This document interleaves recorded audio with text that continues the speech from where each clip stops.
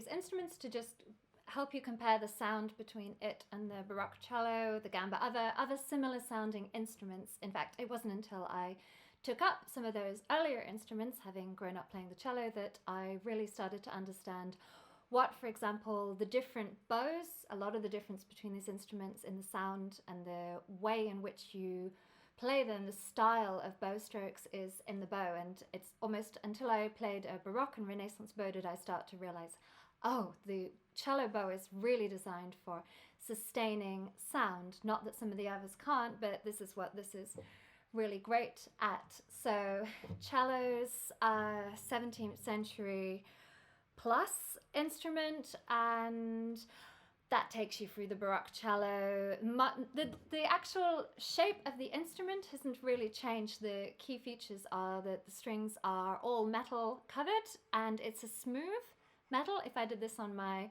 baroque cello, you would hear a little bit of a sound, because the winding of the strings is circular rather than flat, spaghetti rather than tagliatelle.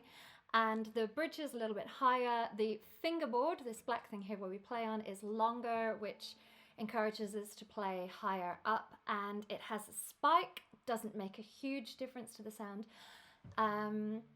And then the design of the bow, which dips just a little bit in the middle, is designed for us to be able to sustain a sound right to the tip of it. I'll take you through, oh, of course we can also pluck this instrument.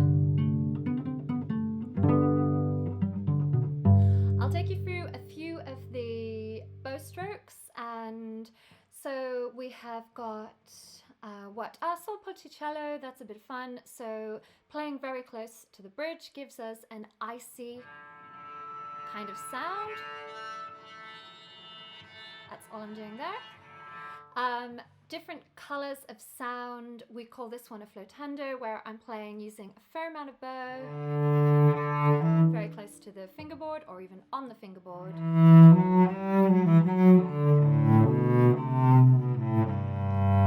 And a more intense sound takes us closer to the bridge.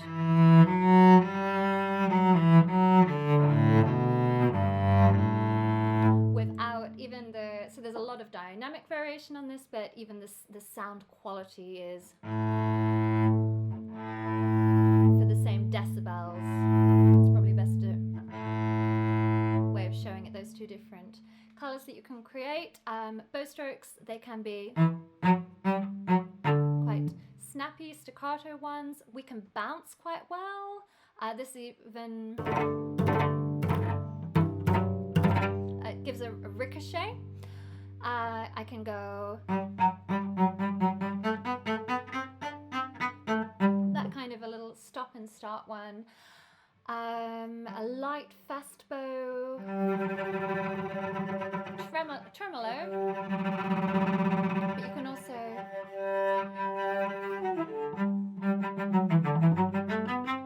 that can bounce. I'll write some names. There's a lot of different things you can do with this bow, very developed. Col legno, just to show,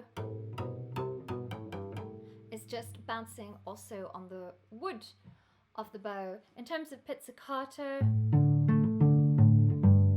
lovely rich kind of sound. I can also do something called a Bartók pitz, which gives it a little bit of a snap as well. Some of the things that special tricks with your left hand. We've got various different harmonics. We can glissando, of course, because there are no frets. And we can also play false harmonics, which is where you stop a string with your thumb and put your finger lightly a fourth above it. There you go. And we can do that at pretty well any pitch there. Creates a very sort of ghostly kind of sound. Trills, very, simple. They can be done anywhere. And another one is just a variation of vibrato. So vibrato, so you don't have to vibrate. And you could add it slow, fast, and wide. wide and narrow, so slow and wide, faster, different. I mean, I even time that sometimes with a metronome to get this, because you can really. I think it's very important that vibrato has a sense of time about it, so you can really use that to reinforce the beat that you're creating with that. Some less common, non-standard sounds. It taps quite nicely, this instrument, in various places.